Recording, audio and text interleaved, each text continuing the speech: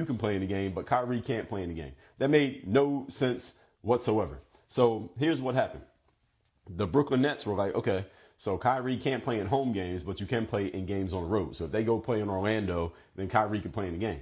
Here's what the Brooklyn Nets did after Kyrie made it clear that he wasn't going to take the jab.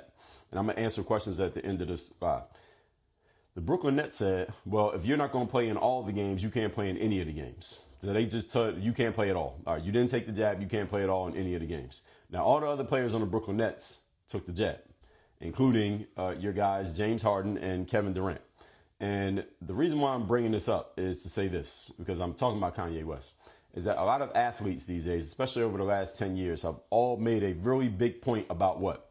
Now we have our own independent platforms. Now we can say what we want to say on social media. The media cannot control the narrative, quote unquote, about us and about what we do. And we can be outspoken athletes and we can use our platforms for good and for change and to say what we want to say, and nobody can tell us what to say, and we have control now, and the mainstream media can't control the narrative about us. So all that being said, all of you know this is what's been said over the last 10 years, especially by athletes. Let me ask you all a question.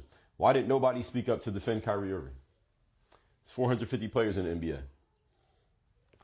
Nobody defended Kyrie Irving, not one of them, not even his own teammates. Kevin Durant, why don't you defend Kyrie Irving? James Harden did not defend Kyrie Irving. LeBron James used to play with Kyrie. They won a championship together in Cleveland. Did not defend Kyrie Irving. Nobody. All these outspoken players. 450 outspoken players, 30 coaches. A lot of them like to get on the mic and talk a lot when it's a liberal point they can make. Steve Kerr, Greg Popovich, Doc Rivers. A lot of them like to get on the mic and say all these leftist things and go along with that when there's a point they can make on that side. But when Kyrie Irving was getting railroaded for not taking that jab, nobody defended him. Not one player in the NBA. Not one. Now, my question is, again, it's 450 guys. There's no way out of 450 players, all of them agreed with Kyrie Irving being suspended. Because I didn't hear anybody agree with the suspension, but I also didn't hear anybody disagree. Everybody was just real quiet.